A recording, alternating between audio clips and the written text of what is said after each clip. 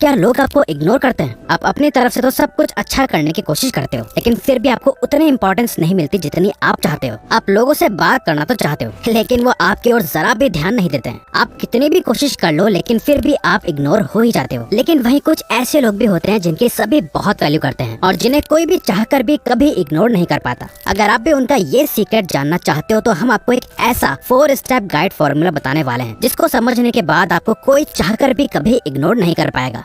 Step 1, जब भी कोई आपको इग्नोर करता है या फिर आपको जानबूझकर इम्पोर्टेंस नहीं देता है तो वो यही चाहता है कि आप उस चीज पर ध्यान दो और रिएक्ट करो, क्योंकि इस चीज से उन्हें सेंस ऑफ सेटिस्फेक्शन या सुपीरियोरिटी मिलती है। लेकिन क्या होगा अगर उनकी इग्नोरेंस की तरफ ध्यान देने के बजाय आप इस चीज को अपना अटेंशन ही ना दो और ऐसे रिएक्ट करो कि आपको कोई ज्यादा फर्क ही नहीं पड़ता। आपके आसपास ऐसे लोग हैं जो आपको इम्पोर्टेंस देते हैं। ये उनको ये दिखाएगा कि वो आपको इग्नोर करके खुद का ही घाटा करवा रहे हैं, ना कि आपका। और जब वो इस चीज को समझ जाएंगे तो फिर वो आपको इग्नोर करना छोड़ देंगे और आपकी इंपॉर्टेंस को समझकर आपको वैल्यू देना स्टार्ट कर देंगे। स्टेप 2, डार्क साइकोलॉजी ने हमें एक चीज सिखाई है कि परसेप्शन इज रियलिटी। इसका मतलब जैसी हमारी धारणा यानी देखने का नजरिया होता है, वैसे हमारी नजरों में रियलिटी होती है। इसी वजह से जो चीज आपको सच्चाई लग रही है, वहीं दूसरी तरफ कोई और पर्सन उस चीज को बहुत अलग नजरिए से देखेगा। फॉर एग्जाम्पल, इस पिक्चर को एक बार देखो। इस पिक्चर में एक इंसान इसे 6 समझ रहा है और दूसरा इसे 9 समझ रहा है। ऐसा इसलिए हो रहा है क्योंकि एक इंसान उस बात को सच मानता है जो उसका माइंड अपने सराउंडिंग्स को देख के समझ पाता है, ना कि उस बात को सच मानता है जो कि रियलिटी है। इसी के अकॉर्डिंग आपको भी लोगों के माइंड में अपनी इमेज को बदलना होगा। आपको उनके पर्सपेक्टिव को मैनिपुलेट या चेंज करना होगा, उन्हें उनकी सोच को क्वेश्चन करने पे मजबूर करना होगा, जिससे कि वो आपको दोबारा से एक दूसरी नजर से देखना शुरू कर दे। अगर आपका कोई करीबी अब आपको इम्पोर्टेंस नहीं दे रहा और इग्नोर कर रहा है तो सीधा उसे ब्लेम करने के बजाय पहले सोचो कि आपने उसके माइंड में अपनी इमेज क्या बना रखी है। स्टेप 3,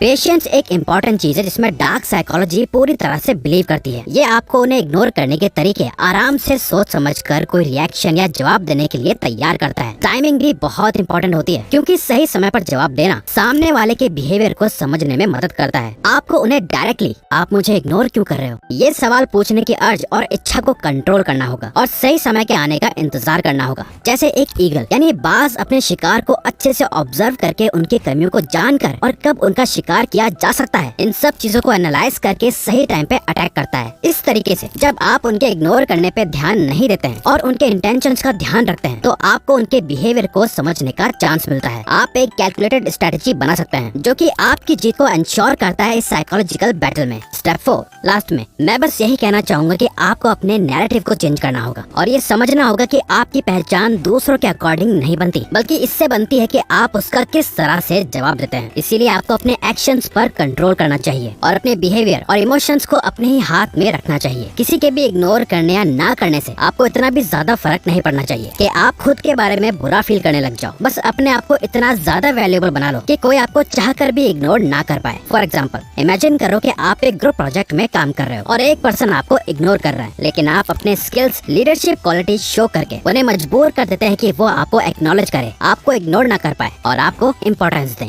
तो यह 4 कुछ ऐसे स्टेप्स जिनका इस्तेमाल करके आप अपनी इंपॉर्टेंस क्रिएट कर सकते हैं और इग्नोर होने से बच सकते हैं। तो वीडियो पसंद आई है तो अपने दोस्तों या फैमिली मेंबर्स के साथ ये वीडियो शेयर करो।